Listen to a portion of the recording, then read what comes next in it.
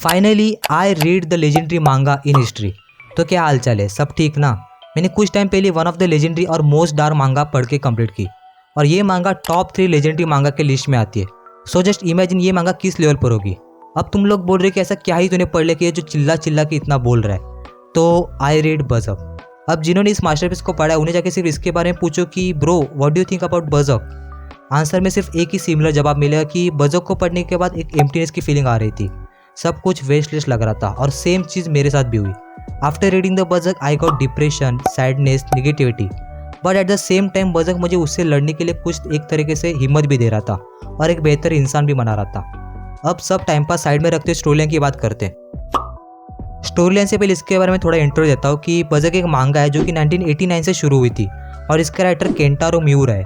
बर्ज़र्क एक सेनेन मांगा है और इसके अभी तक टोटल 372 चैप्टर्स आए हैं।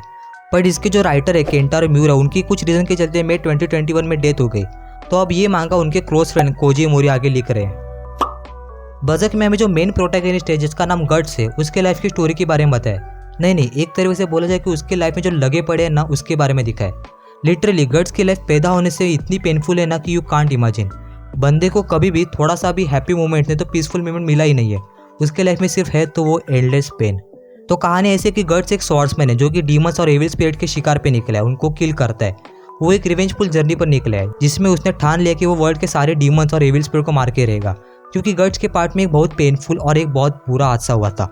अब बर्ज़र्क की स्टोरी बहुत रियलिस्टिक लगती है क्योंकि उनका वर्ल्ड और हमारा रियल वर्ल्ड का कंसेप्ट 95% सेम ही है।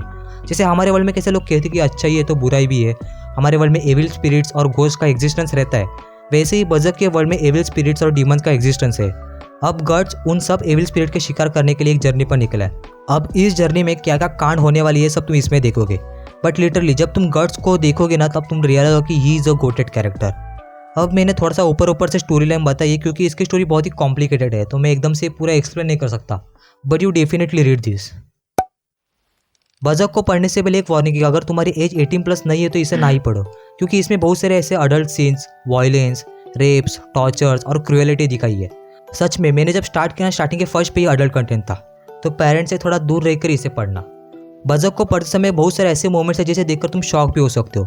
लिटरली जब मैं गट्स की पास्ट स्टोरी पढ़ रहा था ना तब कुछ सीन ऐसे थे, उसे पढ़ने के बाद मैं सोच रहा था कि अबे यार मतलब ये क्या दिखा रहे, इतना सब कुछ ये दिखा सकते हैं। I did not expect it.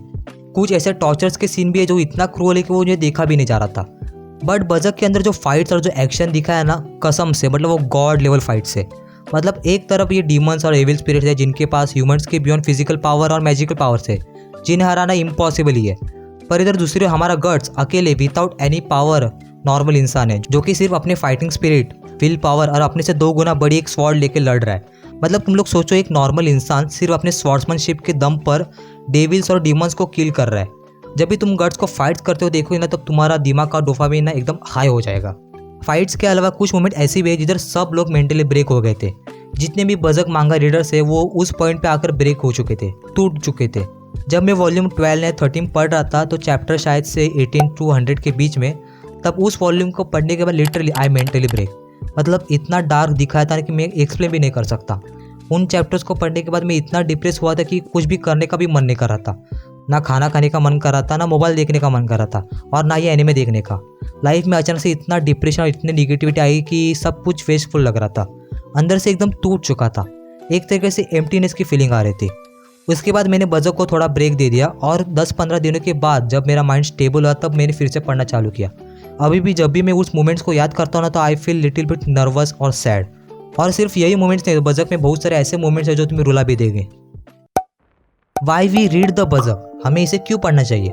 Because बर्ज़र्क में कमाल की complex story line, plot twist, violence, dark humour और डार्क नेचर ऑफ ह्यूमंस दिखा है, as well as Berserk show the dark reality of this world. उसके साथ बर्ज़र्क में बहुत सारी चीज़ें रियल वर्ल्ड के कंसेप्ट जैसी है। Like other shonen anime as compare to Berserk को पढ़ते वक्त ऐसा लगता है कि वो रियली पॉसिबल भी है। उसके अलावा बर्ज़र्क ने सिर्फ मुझे डिप्रेशन और सैडनेस नहीं दिया है, उसे पढ़ते वक्त मुझे हिम्मत भी मिले लाइफ के प्रॉब्लम्स को फेस करने की। जब भी मैं गट्स को देखता हूँ तब मुझे हिम्मत आती है क्योंकि गट्स बार बार गिरता है पर फिर भी वो उठता है। उसके लाइफ में इतने पेन और इतने प्रॉब्लम्स आती रहती है कि एक नॉर्मल इंसान हार मान लेगा, बट गट्स उठता है, वो उसे फेस करता है, उससे लड़ता है। स्टार्टिंग में गट्स ने लाइन कही थी कि humans are weak, we die easily, but no matter how weak we are, no matter how much we are torture और trample upon, now matter how much pain we feel, we still want to live. ऐसे बहुत सारे thoughts Guts अपनी journey में share करता है। बजक को पढ़ने के बाद मुझे एक बात ज़रूर समझ में आई कि हर एक इंसान अपने लाइफ में एक बैटल कर रहा होता है। किसी की बैटल बड़ी होती है तो किसी की बैटल छोटी होती है, बट पैदा होने से मरने तक हम सब एक बैटल फील्ड में होते हैं, एक बैटल लड़ रहे होते हैं। कुछ लोग अपने ड्रीम्स के लिए, कुछ लोग पीसफुल लाइफ के लिए। बट मोस्ट इंपॉर्टेंट बात ये है कि इस बैटल में हम लोग जीतेंगे कि नहीं ये पता नहीं। Winning doesn't matter in this battle field, only matter is survival.